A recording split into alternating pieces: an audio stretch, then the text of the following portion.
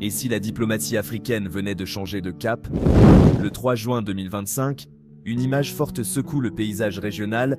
Ousmane Sonko, Premier ministre du Sénégal, est accueilli au cœur de Freetown par le président sierra-léonais Julius Maada Bio. Mais ce n'est pas une simple visite de courtoisie, c'est le dernier maillon d'une tournée régionale explosive qui révèle une stratégie diplomatique inédite, souveraine, panafricaine et résolument tournée vers l'action. Pourquoi Sonko plaide-t-il pour un corridor maritime entre Dakar et Freetown? Quel lien entre cette initiative et ses précédents voyages en Côte d'Ivoire et en Guinée? Et surtout, le Sénégal est-il en train de devenir le nouveau moteur d'une Afrique ouest africaine unie? Dans cette vidéo, vous allez découvrir comment la proximité géographique devient une arme économique redoutable dans un monde fracturé, pourquoi le corridor Dakar-Freetown pourrait changer la donne commerciale dans la région, quelle lecture géopolitique secrète se cache derrière les discours diplomatiques, et comment Sonko redessine les alliances africaines en contournant les pressions extérieures. Accrochez-vous, ce n'est pas juste une analyse politique, c'est une plongée dans les coulisses d'une révolution diplomatique en marche. Restez jusqu'à la fin,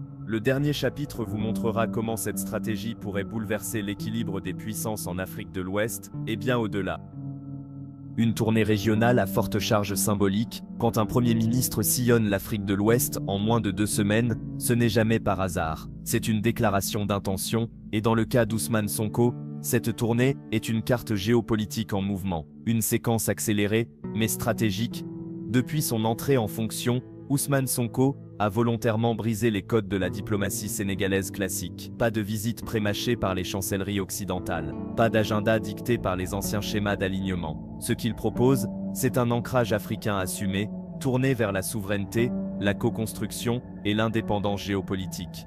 En moins de 2 semaines, il a enchaîné la Côte d'Ivoire, poids lourd économique de la sous-région, la Guinée, géographiquement frontalière et stratégiquement riche en ressources naturelles, et enfin la Sierra Leone, un pays historiquement lié au Sénégal par l'Atlantique et par une trajectoire post-conflit exemplaire. Cette tournée n'est pas un simple tour protocolaire. Elle révèle une architecture nouvelle, un axe alternatif de stabilité et de collaboration. Bâtir, contrairement aux visites vitrines qui pullulent dans les relations africaines, Sonko semble suivre une logique concrète, rencontrer les dirigeants, mais aussi les opérateurs économiques, observer les infrastructures portuaires, logistiques, industrielles, et surtout tisser une toile régionale de confiance bilatérale pour compenser l'affaiblissement actuel de la CEDEAO. Analyse, à travers cette tournée, Sonko prépare une nouvelle cartographie de l'influence sénégalaise, mais sans arrogance. Il propose une coopération horizontale, où chaque pays garde sa souveraineté tout en partageant ses forces. Un changement de méthode, mais aussi de ton. Les discours sont sobres, mais leur portée est immense. Dans chaque pays visité, Sonko place l'intérêt commun avant les logiques de domination. Il ne parle pas au nom d'un État qui dirige, mais d'un État qui veut construire ensemble. Et cela fait écho dans la région. Les autorités guinéennes saluent une vision partagée sur la gestion des ressources naturelles. Les Ivoiriens accueillent l'idée d'un pacte de réindustrialisation locale. Les Sierra-Léonais entendent une proposition claire, le corridor maritime Dakar-Freetown, comme axe vital pour le commerce africain de demain. Pourquoi ce chapitre est fondamental? Ce premier chapitre est la clef de voûte de toute la stratégie diplomatique actuelle du Sénégal. Il montre que le Sénégal veut redevenir un pont africain entre les peuples, les économies, les cultures. La nouvelle équipe dirigeante n'attend pas des solutions venues de l'extérieur, et que l'Afrique de l'Ouest peut, si elle s'organise, produire sa propre dynamique géopolitique fondée sur la stabilité, le commerce et la confiance. Sierra Leone, plus qu'un partenaire, un miroir stratégique. Ce n'est pas un hasard si Ousmane Sonko a choisi la Sierra Leone comme l'un des derniers arrêts de sa tournée ouest-africaine. Derrière ce choix, il y a une logique claire, celle d'un partenariat d'égal à égal, avec un pays qui incarne les défis, mais aussi les espoirs d'une Afrique résiliente. Une nation post-conflit tournée vers l'avenir, la Sierra Leone n'est pas un géant économique, mais c'est un pays symbole. Après une guerre civile dévastatrice, ce petit État côtier a réussi, lentement mais sûrement, à reconstruire ses institutions, à renforcer sa démocratie et à relancer sa croissance. Julius Maada Bio, militaire devenu chef d'État civil, incarne cette stabilité retrouvée, ce qui en fait un interlocuteur crédible, aligné avec la vision de réforme prônée par le gouvernement sénégalais actuel. C'est un pays riche en ressources, bauxite, titane, or, mais encore sous-exploité. Sa position géographique en bordure de l'Atlantique en fait une porte stratégique pour les échanges maritimes ouest-africains. La proposition phare, un corridor maritime Dakar-Freetown, lors de son entretien avec Maada Bio, Ousmane Sonko a proposé la création d'un corridor maritime direct entre Dakar et Freetown. Ce n'est pas une simple ligne commerciale, c'est un geste politique. Un signal envoyé à toute la région, l'Afrique de l'Ouest doit créer ses propres connexions stratégiques sans passer par l'Europe ou l'Asie. Les bénéfices attendus, fluidifier les échanges de marchandises, notamment agricoles, minières et industrielles, entre les deux capitales portuaires, réduire les coûts de logistique, aujourd'hui fortement impactés par les dépendances à des hubs non africains, encourager des investissements croisés, développement portuaire, flotte maritime régionale, stockage, transformation locale. En clair, transformer la côte atlantique ouest-africaine en une autoroute commerciale. La proposition phare, un corridor maritime Dakar-Freetown, lors de son entretien avec Maada Bio, Ousmane Sonko a proposé la création d'un corridor maritime direct entre Dakar et Freetown. Ce n'est pas une simple ligne commerciale, c'est un geste politique. Un signal envoyé à toute la région, l'Afrique de l'Ouest doit créer ses propres connexions stratégiques sans passer par l'Europe ou l'Asie. Les bénéfices attendus, fluidifier les échanges de marchandises, notamment agricoles, minières et industrielles, entre les deux capitales portuaires. Réduire les coûts de logistique, aujourd'hui fortement impactés par les dépendances à des hubs non africains, encourager des investissements croisés, développement portuaire, flotte maritime régionale, stockage, transformation locale. En clair, transformer la côte atlantique ouest-africaine en une autoroute commerciale et diplomatique. Les coopérations techniques, portuaires et logistiques.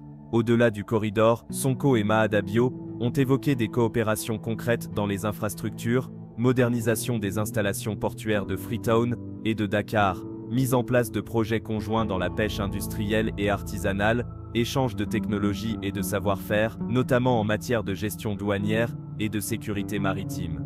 Ce qu'il faut comprendre, cette coopération n'est pas à sens unique, elle répond à une logique d'intérêt croisé, fondée sur la complémentarité. Le Sénégal possède l'expertise. La Sierra Leone dispose des ressources et de la position géographique, mitoyenneure géopolitique discrète, mais lourde de sang. Ce partenariat bilatéral renvoie aussi un message indirect à l'ancienne CEDEAO, fragmentée par les tensions politiques, Mali, Burkina, Niger, aux anciennes puissances coloniales, trop souvent dominantes dans les négociations, et aux grandes puissances émergentes, Chine, Turquie, Russie qui cherchent à imposer des logiques verticales. En se tournant vers un pays comme la Sierra Leone, Sonko contourne les logiques de bloc et favorise un maillage diplomatique régional, souple, égalitaire et intelligent. Une réponse enthousiaste de Julius Maada Bio, le président sierra-léonais n'a pas simplement accueilli la délégation sénégalaise avec les honneurs. Il a publiquement salué cette approche diplomatique franche, directe et constructive, en affirmant son désir de renforcer les liens bilatéraux sur tous les plans. Ce qui signifie une adhésion pleine à la vision d'un corridor maritime, une volonté de bâtir un agenda commun sur les plans économiques, éducatifs et diplomatiques, et surtout, une ouverture à une diplomatie plus autonome et panafricaine. En résumé, la Sierra Leone n'est pas un partenaire de façade, elle est un miroir stratégique pour le Sénégal, un pays atlantique, stable, en quête de solutions africaines. La proposition d'un corridor Dakar-Freetown est un levier pour réorganiser les échanges régionaux sans dépendre de routes imposées par d'autres. Cette rencontre symbolise une rupture avec les circuits diplomatiques habituels, au profit d'une Afrique qui se regarde et se choisit elle-même. Une lecture économique, le corridor Dakar-Freetown, entre vision et réalité, derrière chaque geste diplomatique, se cache une vision économique. Mais cette fois, la vision portée par Ousmane Sonko dépasse le cadre classique des accords commerciaux. Ce qu'il propose avec le corridor Dakar-Freetown, c'est une nouvelle route du développement africain. Une route pensée par l'Afrique, pour l'Afrique. Un corridor maritime, plus qu'une ligne de transport. À première vue, le projet peut sembler simple, relier deux ports, faciliter le commerce maritime. Mais en réalité, le corridor Dakar-Freetown, c'est un outil stratégique pour libérer le potentiel économique ouest-africain.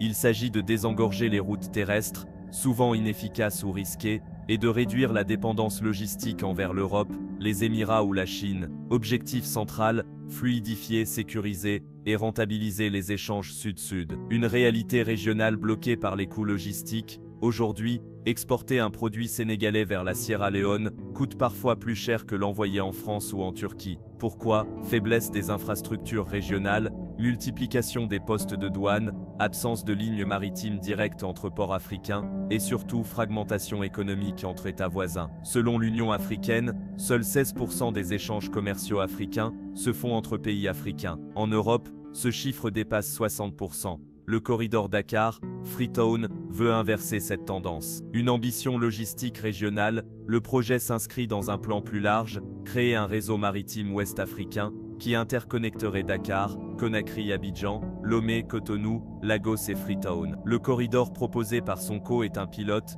une ligne régulière de transport maritime régional pour les marchandises, les produits agroalimentaires, les véhicules, les matériaux de construction. Des infrastructures de stockage et de transit dans les deux ports. Des partenariats publics-privés pour financer, équiper et opérer les navires. C'est donc une dynamique économique structurante avec un triple impact.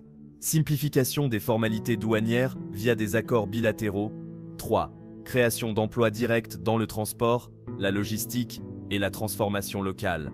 Vision versus réalité, les défis à anticiper, mais comme tout projet structurant, cette vision se confronte à des réalités complexes. Financement, les infrastructures portuaires africaines sont souvent vétustes. Rénover ou construire demande des milliards de francs CFA, les partenaires techniques devront être soigneusement choisis. Harmonisation réglementaire, les formalités portuaires varient d'un pays à l'autre. Une intégration efficace exige des accords de confiance et une transparence douanière. Stabilité politique, les tensions internes ou les coups d'État dans la sous-région peuvent freiner la fluidité de tels projets à long terme. Sans une volonté politique solide, ce projet pourrait rester un rêve. Mais avec un leadership fort, il peut devenir la matrice d'un nouveau commerce africain. Une avancée pour l'intégration économique continentale, le corridor Dakar-Freetown s'inscrit dans le cadre de la zone de libre-échange continentale africaine. Cette initiative panafricaine, encore embryonnaire dans les faits, a besoin de projets concrets pour prendre vie. Chaque navire qui reliera Dakar à Freetown pourrait porter plus qu'une cargaison commerciale. Il porterait un symbole, celui d'un continent qui commence à se parler, à se commercer et à se construire par ses propres moyens. Il pourrait réduire les coûts logistiques, relancer l'industrialisation locale et stimuler l'emploi. Il s'inscrit dans une démarche panafricaine de commerce intracontinental, appuyée sur la souveraineté économique. Mais sa réussite dépendra de la volonté politique, du financement stratégique et de la coopération technique. Géopolitique de l'intégration, une stratégie contre l'isolement, derrière chaque poignée de main, chaque corridor proposé, chaque déplacement diplomatique d'Ousmane Sonko, une autre réalité se dessine, celle d'un monde ouest-africain fracturé, incertain et en quête de nouveaux repères. La stratégie du Sénégal, désormais, c'est de ne plus attendre l'unité de façade. C'est de la construire par l'action. Pas à pas, pays par pays, une Afrique de l'Ouest en mutation. Depuis 2023, la sous-région vit une instabilité sans précédent.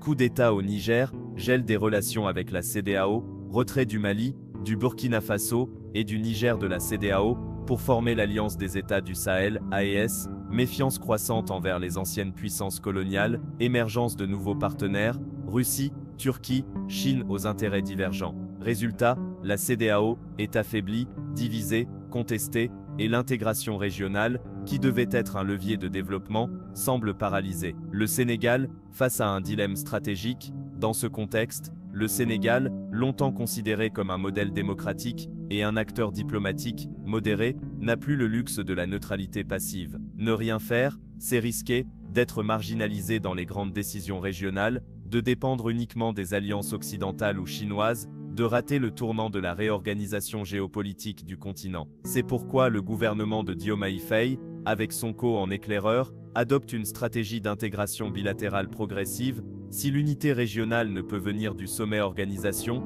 elle viendra de la base pays par pays. Une géopolitique des alliances ciblées, la tournée d'Ousmane Sonko s'inscrit donc dans une logique géopolitique patiente mais calculée, Conakry pour sécuriser les frontières naturelles et valoriser les ressources partagées, Abidjan pour coopérer avec la locomotive économique de la zone UEMOA, Freetown pour établir une tête de pont logistique sur l'Atlantique et bâtir une influence maritime.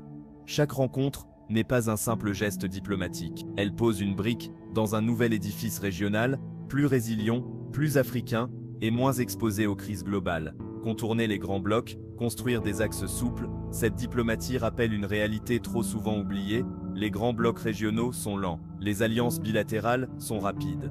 Là où la CEDEAO est paralysée par les divisions internes, là où l'Union africaine souffre d'un manque de moyens, le Sénégal fait le pari des axes agiles, des corridors commerciaux bilatéraux, des accords énergétiques ciblés, des synergies de formation, de logistique et de transformation locale. Objectif caché, mais puissant, construire une nouvelle CEDEAO de terrain, par l'action, sans attendre le consensus diplomatique. Une stratégie d'influence, maîtrisée, ce repositionnement géopolitique ne se limite pas aux pays africains, il rassure les partenaires stratégiques du Sénégal, comme les États-Unis ou le Maroc, qui voit d'un bon œil une Afrique de l'Ouest plus stable. Il offre une alternative aux populations africaines fatiguées des logiques d'alignement, en proposant une diplomatie active et enracinée dans les réalités locales.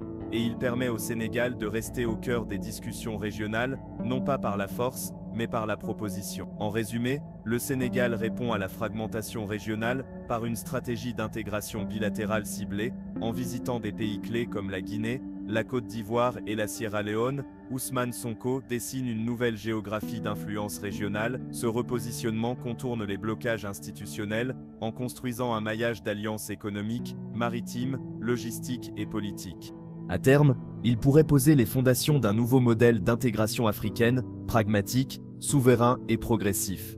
Une diplomatie co-constructive. Quand une nation souhaite redessiner sa place sur l'échiquier régional, elle ne se contente pas d'aligner des discours. Elle trace des lignes, elle crée des ponts, elle solidifie des alliances. C'est exactement ce que fait Ousmane Sonko. Chaque pays visité n'est pas un simple voisin, c'est une pièce centrale d'un nouveau puzzle africain. Étape 1, Guinée, une alliance de proximité stratégique.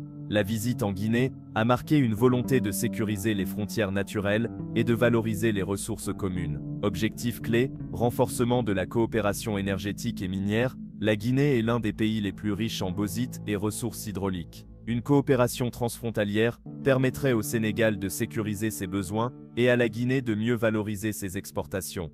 Formation professionnelle et technologique, des discussions ont été entamées pour créer des passerelles entre les instituts techniques des deux pays. Sécurité aux frontières, un enjeu majeur, notamment face au trafic transfrontalier et aux mouvements irréguliers. Ce que cette étape révèle, une diplomatie de terrain, fondée sur les complémentarités naturelles, plutôt que sur la compétition entre États voisins. Étape 2, Côte d'Ivoire, le cœur économique de l'UEMOA. La Côte d'Ivoire représente l'une des économies les plus dynamiques de l'Afrique francophone. En se rendant à Abidjan, Ousmane Sonko a visé un objectif stratégique clair, rééquilibrer la relation économique entre les deux pays. Thèmes abordés, réindustrialisation régionale, un projet d'unité industrielle complémentaire a été évoqué, dans les domaines de l'agroalimentaire, du textile et de la transformation des matières premières.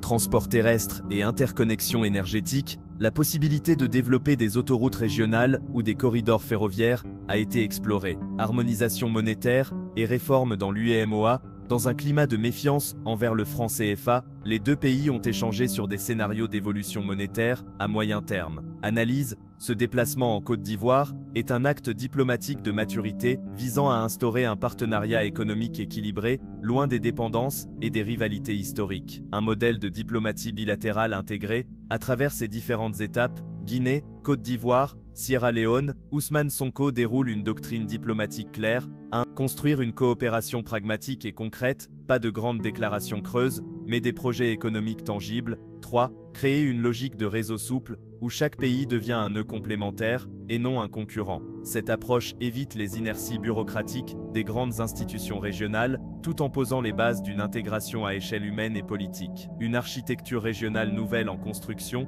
cette diplomatie co-constructive s'inscrit dans une logique d'interdépendance souveraine, chaque pays garde son autonomie, mais accepte de penser ses projets en fonction des intérêts partagés. Cela favorise l'émergence de blocs économiques complémentaires dans une Afrique en pleine redéfinition des alliances. Et surtout, elle envoie un message fort, nous Africains, pouvons organiser nous-mêmes nos économies, nos corridors, nos réseaux, sans attendre qu'un modèle étranger nous dise comment le faire. En résumé, les visites en Guinée et en Côte d'Ivoire complètent parfaitement l'étape en Sierra Leone, dessinant une diplomatie de reconstruction régionale, à la fois économique et politique. Sonko adopte une méthode claire, diagnostic, dialogue, co-construction.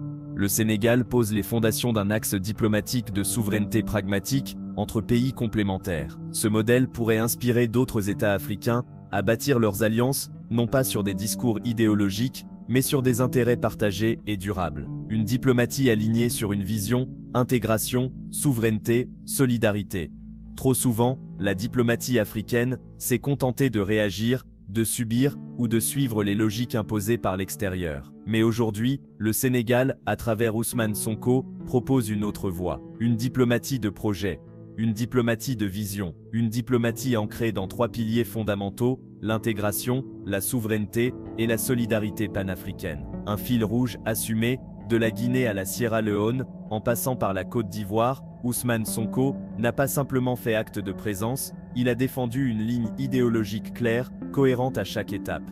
Cette ligne repose sur 3 convictions stratégiques: l'intégration régionale par l'action concrète. Les peuples africains ne peuvent pas rester enfermés dans les frontières tracées au Berlin de 1000. L'intégration ne doit pas être une idée, elle doit devenir une réalité visible. Sonko propose une intégration basée sur les corridors, les échanges logistiques, les infrastructures partagées. Il privilégie les accords bilatéraux à haute valeur stratégique, en contournant les lenteurs institutionnelles. Il plaide pour la libre circulation maîtrisée des personnes, des biens et des idées dans l'espace ouest africain. But final, un maillage régional solide, fait de ponts économiques et diplomatiques, non de murs. La souveraineté économique, technologique et politique, un pays sans souveraineté n'a pas de diplomatie, il a une dépendance institutionnalisée.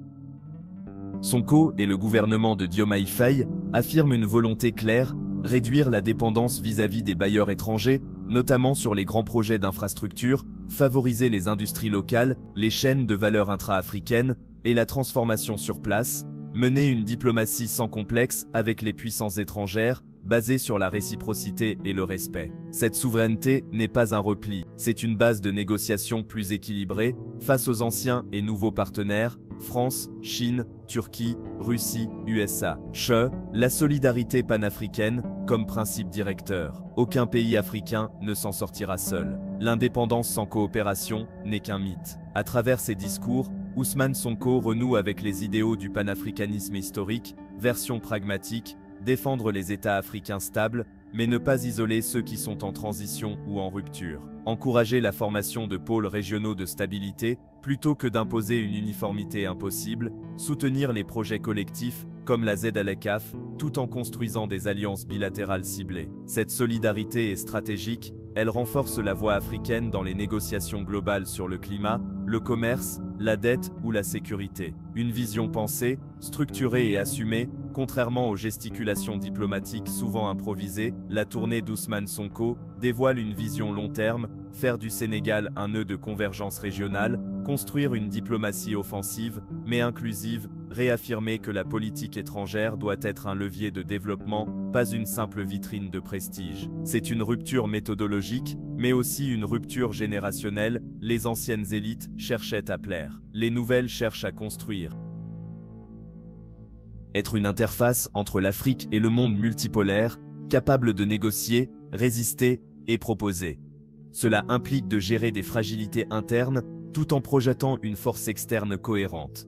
Les 3 grands défis à anticiper, stabilité interne et cohésion politique. Le Sénégal doit continuer à renforcer son modèle démocratique, apaiser les tensions internes et maintenir un climat d'unité nationale. Moyens économiques à la hauteur de l'ambition diplomatique, les projets de corridors, de transformation industrielle et de logistique régionale nécessitent des financements massifs. Le pays devra bâtir des partenariats transparents et durables pour les soutenir. Résistance aux pressions extérieures, devenir un acteur indépendant suscitera inévitablement des tentatives de déstabilisation ou de récupération. Le Sénégal devra faire preuve de lucidité et de maîtrise dans ses alliances. La responsabilité d'un pays pivot, en Afrique de l'Ouest, peu de pays combinent à la fois une stabilité institutionnelle relative, un poids symbolique et historique fort, un leadership politique en rupture avec les anciens modèles, une volonté d'intégration pragmatique. Le Sénégal a cette carte en main, mais encore faut-il la jouer avec intelligence. Et surtout,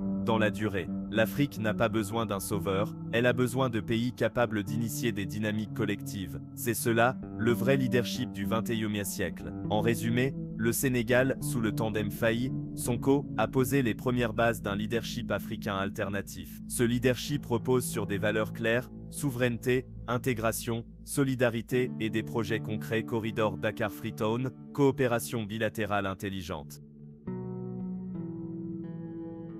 Des alliances durables et une gouvernance exemplaire. Ce que nous venons d'observer n'est pas qu'un enchaînement de visites officielles, c'est une déclaration de rupture, une tentative audacieuse de redéfinir la diplomatie africaine, par des actes, par des alliances, par une vision. Le Sénégal, sous l'impulsion du président Diomaye Faye et du Premier ministre Ousmane Sonko, ne veut plus se contenter d'exister dans les couloirs de l'histoire. Il veut agir, influencer, construire, proposer une voie où l'intégration régionale n'est plus un slogan, mais une dynamique concrète. La souveraineté n'est plus une utopie, mais un projet politique et économique. La solidarité panafricaine n'est plus une nostalgie, mais une stratégie d'avenir. Mais cette vision peut-elle survivre aux résistances, aux inerties, aux jeux d'influence extérieure? C'est ici que tout se joue. C'est maintenant que l'Afrique décide si elle sera spectatrice ou actrice de sa propre histoire. Appel à l'action pour la chaîne MTD News 08, nous ne livrons pas simplement des infos. Nous déchiffrons le monde, nous posons les vraies questions, nous donnons du sens à l'actualité africaine et mondiale. Si vous partagez cette vision, abonnez-vous à la chaîne pour ne manquer aucune analyse géopolitique, laissez un like pour soutenir le travail indépendant. Et surtout, dites-nous en commentaire, pensez-vous que le Sénégal peut devenir un leader du changement africain? Quelles alliances devraient être renforcées? Parce que l'Afrique mérite plus que des résumés d'actualité, elle mérite des analyses, elle mérite des voix fortes, et elle mérite des choix éclairés. À très bientôt pour une nouvelle édition, MTD News 08, l'analyse qui fait sens.